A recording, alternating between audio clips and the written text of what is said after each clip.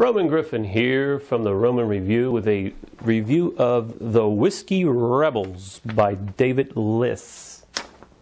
Now, I know everybody says, we never see you get excited about a book. I get excited about books. I just can't talk about them on YouTube. I used to write erotica. My first paid writing job was erotica, as a matter of fact. This book rocks, folks. It really does. This is probably, it could very well be the best book of the year. If this guy does not win a prize for this one, there's so much shit out there that, I mean, that gets nominated for prizes, and books like this just go on. I can't see how this can go unnoticed. This book, I'll go on the record as saying right now, if this book isn't made into a movie, I would be shocked. I really would.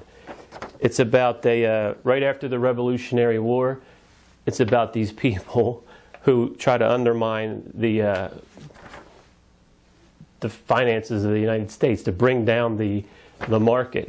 Which is kind of, not only is it a good story, it's also kind of timely with all the financial crisis we've been having.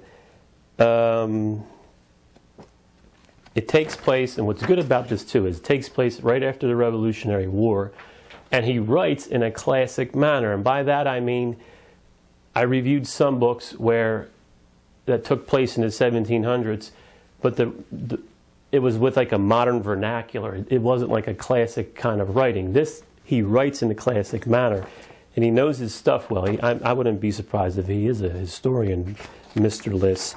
But I always say the two best writers right now going are Stephen King and John Irving.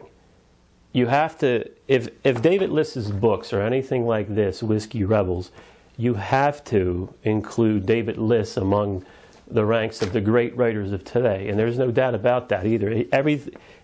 You want to keep reading. There's no doubt about that in this book at all. It's very entertaining, and it really. He does well. Like, for instance, here's a passage right here. It is far easier and less vexing to my sense of propriety to convince a married woman to compromise morals in which she no longer believes than an unmarried woman to abandon a purity to which she yet aspires.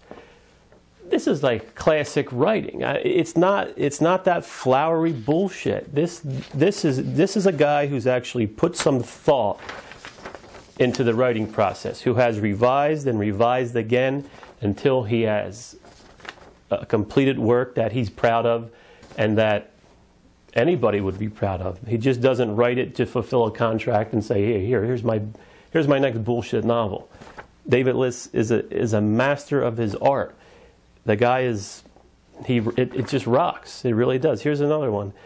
This too seemed to me fundamentally American, for we were a land where cleverness and ingenuity bled quickly into chicanery and fraud. How easily, I thought, in an untamed land did the steady energy of ambition become the twitchy mania of greed. This is good stuff. I mean, maybe you don't think so because maybe you're used to reading Sophie, Kinsella, and Jodi Picoult.